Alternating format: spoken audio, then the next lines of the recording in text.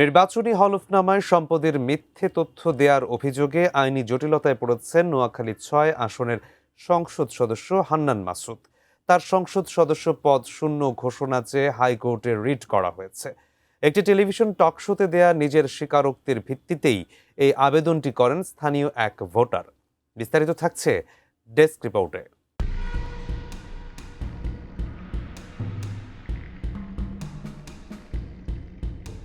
নোয়াখালী ৬ আসনের সংসদ সদস্য আব্দুল হান্নান মাসুদের এমপি পদ এখন সংকটে।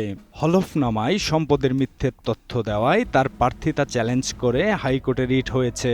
১৯ আগস্ট জালিয়াতির অভিযোগে তার আসনটি শূন্য ঘোষণা করার আবেদন জানিয়েছেন নোয়াখালী জেলার হাতিয়ার স্থানীয় বাসিন্দা নাজমুল হোসেন।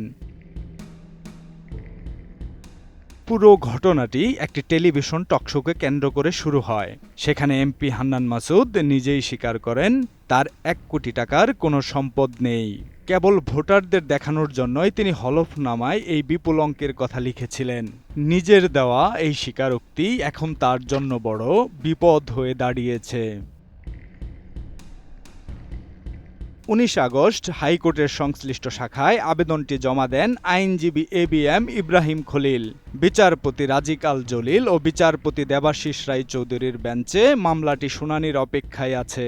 আইন সচিবের মাধ্যমে সরকারের প্রতি দ্রুত প্রয়োজনীয় ব্যবস্থা নেওয়ার নির্দেশও চাওয়া হয়েছে। ফ্যালকন অ্যালুমিনিয়াম মাল্টিলেয়ার অ্যানোডাইজড হওয়ায় সম্পূর্ণ স্ক্র্যাচ প্রুফ। Falcon aluminium.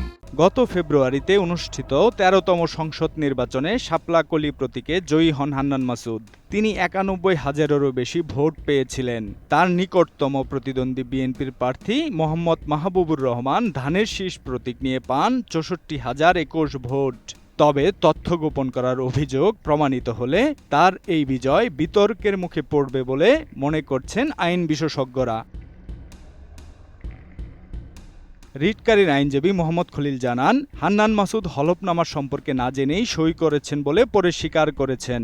এটিকে জালিয়াতি উল্লেখ করে উচ্চ আদালতে রুল চেয়েছে রিটকারী পক্ষ। নির্বাচন কমিশনকেও এই আবেদন দ্রুত নিষ্পত্তি করার নির্দেশনা দিতে অনুরোধ করা হয়েছে। হলফনামায় তথ্য গোপন করা, গণপ্রতিনিধিত্ব আদেশ এবং ফৌজদারি আইন অনুযায়ী দণ্ডবিধির সুস্পষ্ট লঙ্ঘন। আব্দুল হান্নান মাসুদ ২০২৪ সালের কোটা সংস্কার আন্দোলনে নেতৃত্ব দেওয়া বৈষম্য বিরোধী ছাত্র আন্দোলনের সাবেক সমন্বয়ক। তিনি জাতীয় নাগরিক পার্টির সিনিয়র যুগ্ম মুখ্য সমন্বয়ক। ২০২৬ সালের ত্রয়োদশ জাতীয় সংসদ নির্বাচনে ১১ দলীয় নির্বাচনী ঐক্য জোটের প্রার্থী হিসাবে নোয়াখালী ৬ আসন থেকে নির্বাচিত হয়েছেন।